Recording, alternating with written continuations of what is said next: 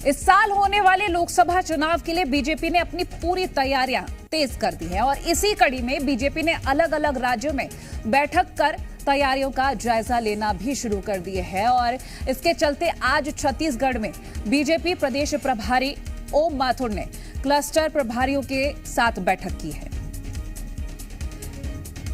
छत्तीसगढ़ में आज बीजेपी के क्लस्टर प्रभारियों की अहम बैठक हुई है, जिसमें 11 लोकसभा सीटों में प्रत्याशियों के चयन को लेकर चर्चा की गई और इसके लिए तीनों क्लस्टर प्रभारी बैठक में शामिल हुए, जहां प्रदेश प्रभारी ओम माथुर की अध्यक्षता में यह बैठक हुई है। वहीं इसी दौरान छत्तीसगढ़ के मुख्यमंत्री विष्णुदेव साय भी बैठक में मौजूद रहे। सीएम के साथ बैठक में राजेश मूणत, अजय चंद्राकर और अमर अग्रवाल शामिल हुए। बैठक के बाद बिलासपुर क्लस्टर संभाग प्रभारी अमर अग्रवाल ने बताया कि लोकसभा चुनाव को लेकर आज बैठक में चर्चा की गई है। भारतीय जनता पार्टी छत्तीसगढ़ ने 11 लोकसभा को 3 क्लस्टर में बांटा है और आज तीनों क्लस्टर की बैठक चल रही है। अब बिलासपुर क्लस्टर, जिसमें 4 लोकसभा है, बिलासपुर, कोरबा, अंबिकापुर और रायगढ़, उसकी बैठक संपन्न हुई और उस क्लस्टर का प्रभारी के रूप में पार्टी ने मुझे दायित्व सौंपा है और मेरे साथ जसपुर के हमारे वरिष्ठ नेता कृष्णा राय जी और हमारी पार्टी और प्रदेश के गृह मंत्री रहे रामसेवक पैकरा जी, हम 3 लोगों को पास है। तो वहीं बीजेपी ने रायपुर में बीजेपी महिला मोर्चा की नारी वंदन कार्यशाला का आयोजन भी किया, जिसे लेकर कैबिनेट मंत्री लक्ष्मी राजवाड़े ने कहा कि केंद्र की योजनाओं को स्व सहायता समूहों के माध्यम से जमीनी स्तर पर पहुंचाना है। लोकसभा की 11 सीटों पर जीत के लिए रणनीति बनाई गई है। इस बार हम सभी 11 सीटें जीतेंगे। आंगनबाड़ी में झूला लगाने की पहल को लेकर मंत्री राजवाड़े ने कहा कि इसे बजट में शामिल कर रहे हैं। 6 साल से कम उम्र के बच्चों के लिए आंगनबाड़ी में झूला लगाया जाएगा। स्वयं सहायता समूह और एनजीओ के माध्यम से जितने भी समूह हैं, उनके माध्यम से एक बैठक रखा गया है ताकि हम उनके माध्यम से जमीनी स्तर पर पहुंचे केंद्र सरकार की योजनाओं को बताएं। और लोकसभा की दृष्टि से तैयारी भी स्टार्ट हो गई है, तो निश्चित तौर पे अब भारतीय जनता पार्टी इस बार छत्तीसगढ़ में 11 की 11 सीट लानी है, तो तैयारियां जोर शोर से स्टार्ट है। और वहीं राज्यसभा सांसद सरोज पांडे ने शक्ति वंदन कार्यशाला की अध्यक्षता की है और इस दौरान उन्होंने कांग्रेस को बीती बात कह दी है। सरोज पांडे ने कहा कि कांग्रेस नेताओं का कहीं कोई अस्तित्व ही नहीं है, जिसका पलटवार करते हुए कांग्रेस की संचार प्रमुख सुशील आनंद शुक्ला ने बीजेपी पर हमला बोला है। यहाँ पे महिला मोर्चा को एक्टिव करना और महिलाओं के खिलाफ मुद्दे कांग्रेस उठाने वाली है, जो महिलाओं को लेकर के मुद्दे हैं। कांग्रेस बीते दिनों की बात है, उनके नेता का ही कहीं अस्तित्व नहीं है, तो कोई अर्थ नहीं लगता मुझे उनके बारे में। जब विपक्ष में थे तब छत्तीसगढ़ में धर्मांतरण का हवा बनाते थे।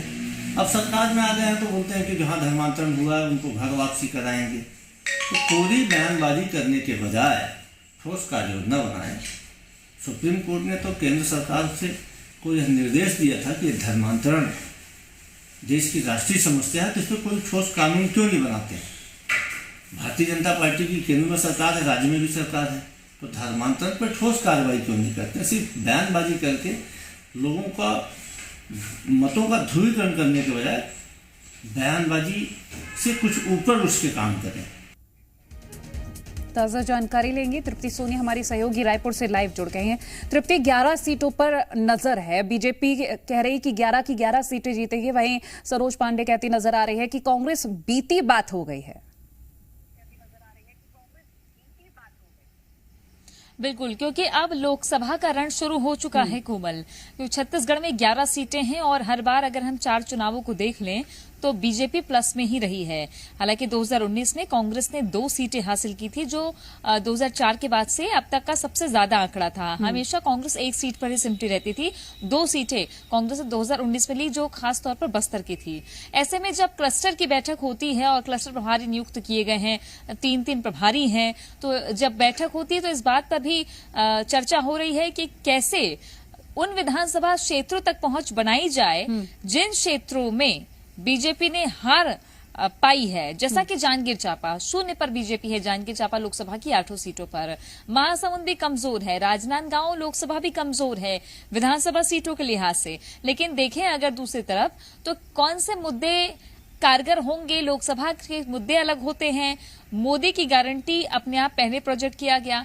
प्रधानमंत्री नरेंद्र मोदी सबसे पहले फ्रंट पर रखे गए हैं किसी भी चुनावी एजेंडे को लेकर। तो बीजेपी फिर भी क्लस्टर के जरिए ये योजना बना रही है कि जहां जहां हार हुई थी या जहां जहां पीछे हैं या कांग्रेस की लीड बहुत कम है हार की, वहां पर दोबारा और दोगुनी ताकत से मेहनत किए जाए। तो यही एक वजह समझ में आती है। जहां तक बात की आपने सरोज पांडे के बयान की, तो जिस तरीके से नतीजे आए हैं और जो देश भर में माहौल दिख रहा है, तो सरोज पांडे का कहना यह है कि अलका लांबा से सवाल किया गया कि अलका लांबा आ रही हैं यहाँ 28 तारीख को और बीजेपी महिला मोर्चा समेत एक्टिव करेंगी कांग्रेस के, माफ कीजिएगा, कांग्रेस महिला मोर्चा समेत सभी कांग्रेस के लोगों को एक्टिव करेंगी जी। तब उनका ये जवाब था कि कांग्रेस के नेता बीती बात हो गए हैं, उनके नेताओं का कोई अस्तित्व नहीं रह गया है। तो बीजेपी अभी फुल कॉन्फिडेंस में है। आने वाले समय में देखना होगा कि क्लस्टर की रणनीति और मोदी गारंटी क्या रंग लाएगी। चलिए, बहुत शुक्रिया तृप्ति ये तमाम जानकारी हमसे साझा करने के लिए।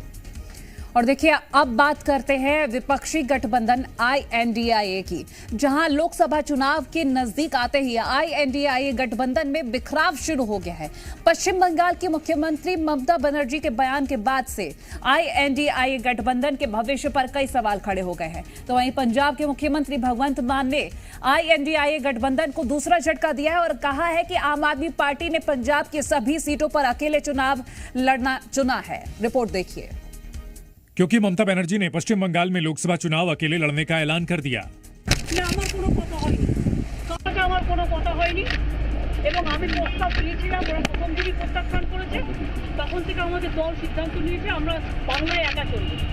इतना ही नहीं, ममता बनर्जी ने राहुल गांधी की भारत जोड़ो न्याय यात्रा पर भी हमला बोला। उन्होंने कहा कि दोनों पार्टियां INDIA गठबंधन का हिस्सा हैं। इसके बावजूद राहुल गांधी की यात्रा उनके राज्य से गुजर रही है, इसकी उन्हें जानकारी नहीं दी गई।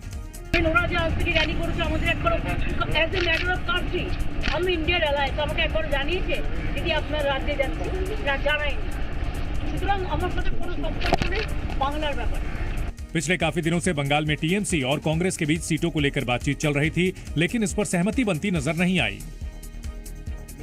कांग्रेस नेता जयराम रमेश ने मीडिया को संबोधित करते हुए दावा किया कि ममता बनर्जी के बिना गठबंधन की कल्पना तक नहीं की जा सकती। कल ममता जी ने कहा कि बीजेपी को हराना हमारा कर्तव्य है, हमारी प्रायोरिटी है, हमारी प्राथमिकता है। उसी भावना के साथ हम पश्चिम बंगाल में प्रवेश कर रहे हैं। वहीं RJD नेता मनोज झा ने ममता के नाराज होने या फिर गठबंधन से अलग होने की बात से साफ इनकार किया। साथ ही उन्होंने बीजेपी को अपना घर संभालने की नसीहत दी। हम तो सीधे बीजेपी को कहेंगे कि बस अपना घर ठीक रखिए और राजनीति को लोकोन्मुख बनाइए। आप राजनीति को आसमान में ले जा रहे हैं। आम आदमी पार्टी के नेता और दिल्ली सरकार में मंत्री सौरभ भारद्वाज ने साथी दलों के बीच मतभेद जल्द सुलझा लेने का भरोसा दिया। जो भी छोटे मोटे उनके बीच में मनमुटाव हैं वो हल कर दिए जाएंगे, क्योंकि मोटे तौर पे चाहे ममता बनर्जी हों चाहे राहुल गांधी हों, दोनों ही इंडिया ब्लॉक की सक्सेस के लिए कमिटेड हैं। गठबंधन में शामिल कई दूसरे दलों के नेताओं ने भी कहा कि ममता INDIA गठबंधन का महत्वपूर्ण हिस्सा हैं और वो सभी मिलकर बीजेपी के खिलाफ मजबूती से चुनाव लड़ेंगे। ममता बनर्जी के अकेले चुनाव लड़ने के ऐलान के बाद बीजेपी प्रवक्ता शहजाद पूनावाला ने INDIA गठबंधन पर तंज कसा। उन्होंने कहा कि गठबंधन के साथी ही एक दूसरे को काटने में लगे हैं। इंडी गठबंधन की जो महल है उसको लगातार ध्वस्त करने का काम इंडी गठबंधन के साथ ही कर रहे हैं।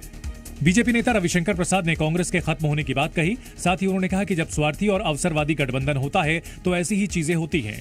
कांग्रेस का वजूद नहीं बचा है, कांग्रेस के पास वोट नहीं बचा, ऐठ वही है, PM हमारा ही आदमी बनेगा, तो क्षेत्रीय दल ये सवाल उठाते हैं। वहीं बीजेपी नेता अमित मालवीय ने ममता बनर्जी के फैसले को हताशा में लिया गया फैसला करार दिया। पंजाब के CM भगवंत मान आज एकाएक मीडिया से रूबरू होने आए। इधर CM मान की प्रेस कॉन्फ्रेंस शुरू हुई और उधर इंडिया गठबंधन की दरार उजागर हो गई। उन्होंने ऐलान किया कि आम आदमी पार्टी पंजाब में अकेले चुनाव लड़ेगी। देश में पंजाब बनेगा हीरो। 2024 में लोकसभा चुनाव में आम आदमी पार्टी के पक्ष में 13 नीरू। हालांकि आम आदमी पार्टी के मुताबिक वो दिल्ली समेत दूसरे राज्यों में गठबंधन के लिए अभी भी तैयार है। कई राज्यों में हम इलेक्टोरल पॉलिटिक्स में जीते हुए हैं, विधानसभा में हमारे चुने हुए नुमाइंदे हैं, तो इन सारी चीज़ों को ध्यान में रखकर ही डिस्कशन हो रहा है। एक के बाद एक गठबंधन की दो पार्टियों के अकेले चुनाव लड़ने के ऐलान के बाद अब इंडिया गठबंधन के सीट शेयरिंग फॉर्मूले की इमारत बनने से पहले ही ढहती हुई दिखाई दे रही है।